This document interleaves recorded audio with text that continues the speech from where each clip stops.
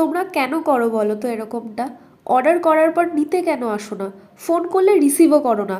আমাকে এই কাস্টমারটা বেলা 12টা নাগাদ কল করে বলল, দিদি আমার একটা আর্জেন্ট কেক লাগবে, তুমি 4টের মধ্যে বানিয়ে দিতে পারবে? তো সেদিন আমার অলরেডি 4টে কেকের অর্ডার ছিল, তারপরেও আমি তার অর্ডারটা নেই, কারণ সে এতবার করে রিকোয়েস্ট করেছিল আমার কাছে। আর আমি যখন অ্যাডভান্স চাই তখন সে আমাকে এটা বলে যে দিদি আর তো কিছুক্ষণ পরেই আমি কেকটা নিতে যাব, তখন একেবারেই পেমেন্টটা করে দেবো। আর আমি তো তোমার থেকে আগেও কেক নিয়েছি, তো তুমি নিশ্চিন্তে কেকটা বানাও, আমি ঠিক নেব। অনেকটা টাইম পেরিয়ে গেছে, আমি তাকে ফোন করি, সে আমার ফোনটা রিসিভ করে না, পরে আমাকে কল ব্যাকও করেনি। তো আমি ধরেই নিলাম যে সে কোনো সমস্যায় পড়েছে হুট করে, তাই কেকটা নিতে পারছে না। তাহলে ফোনটা ধরে সেই কারণটা তো বলতে পারো। এতে করে কি হলো বলো? নিজের নিজের জায়গাটাকে নষ্ট করলে, আর কি কখনো সেই বিশ্বাসের জায়গাটা আসবে? আর এটাই সেই কেকটা ছিল। এটার ডিজাইনটা করার পর আমি মাঝে শুধু হ্যাপি বার্থডে লিখেছিলাম আর কিছু স্প্রিঙ্কলস অ্যাড করেছিলাম।